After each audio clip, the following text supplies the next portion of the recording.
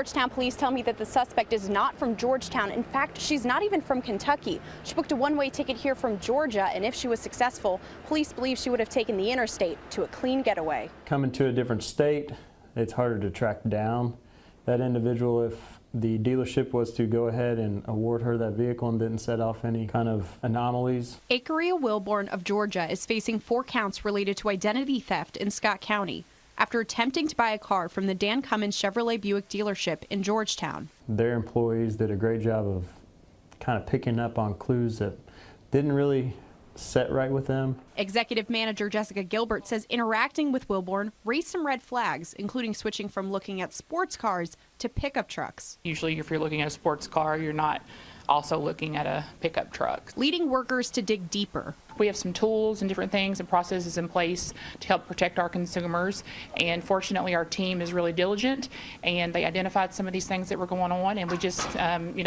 told the customer that we needed to do some additional verifications. Diligence that Chief Nash says was crucial to leading to Wilborn's arrest. Without the community's help and without their help, we wouldn't have been able to find this lady. She probably would have been gone, hit the interstate, and we wouldn't have seen her. While this is a case that may be unique for Georgetown police, Gilbert tells me that instances of identity theft being used for car purchases is becoming more and more common as time goes on.